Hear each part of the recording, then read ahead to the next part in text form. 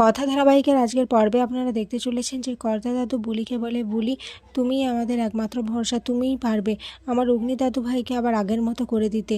কর্তা দাদু বলে, হ্যাঁ যদি কিছু না পারো অন্তত মদ খাওয়াটা যদি আটকাতে পারো এতেই আমরা অনেক। এদিকে ঝুনি, ঋতু, প্র্যাটি, আক্কি এরা সবাই মিলে তো দরজার বাইরে দাঁড়িয়ে আছে, কান পেতে শোনার চেষ্টা করছে যে কি বলতে চাইছে কর্তা দাদু আর বুলির মধ্যে কি কথা হচ্ছে তাদের মধ্যে। এদিকে কর্তা দাদু ওটা বুঝতে পেরে যায়, আর যখনই তিনি দরজা খুলেন দেখেন ওরা সবাই।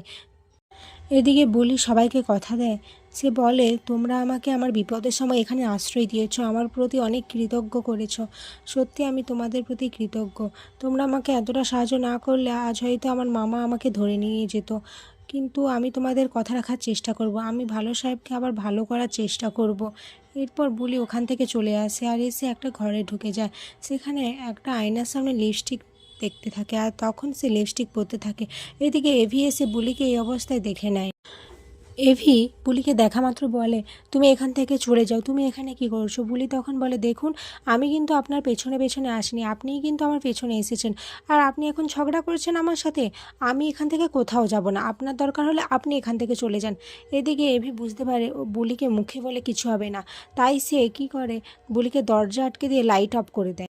এদিকে বুলি এরকম আচমকা হওয়াতে খুব ভয় পেয়ে যায় আর দরজা ধাক্কাতে থাকে, বারবার অগ্নিকে ডাকতে থাকে, বলে ভালো সাহেব আমি আপনার সব কথা শুনবো, আপনি প্লিজ দরজাটা খুলে দিন, আমার এখানে ভয় লাগছে।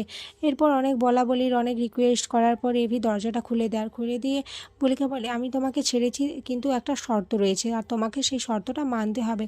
বুলি তখন বলে, কি শর্ত বলুন, আমি করব। তখন এভি বলে, আজ থেকে তোমাকে আমাদের বাড়িতে যতগুলো জুতো রয়েছে সেই জুতোগুলো পালিশ করতে হবে। এটা শুনেই তো বুলির হয়ে যায়, যে যখনই বাড়িতে আসছে অগ্নি তাকে ধরে তার জুতো বুলিকে দিয়ে দিচ্ছে। এদিকে বুলি তো সবাইকে বলছে যে তাকে এসব জোর করে করানো হচ্ছে, কিন্তু কেউ তো তার কোনো কথা শুনছে না। এভি সবাইকে চুপ করিয়ে রেখেছে। এদিকে কর্তা দাদু কর্তাই দেখে বলে, দেখেছো তো এই মেয়েটা আসার পর থেকে অগ্নি দাদু ভাই এখন বাড়িতেই বেশি সময় কাটাচ্ছে, হোক না সেটা এভাবে, কিন্তু কাটাচ্ছে তো। আমি চাই আমার অগ্নি দাদু ভাই আবার যেন আগের মতো হয়ে যায়, এই মেয়েটাই পারবে তাকে আবার আগের মতো করে তুলতে।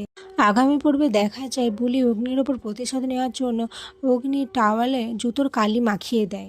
এরপর অগ্নি যখন স্নান সেরে বেরিয়ে আসে সবাই অগ্নিকে দেখে হাসাহাসি করতে থাকে।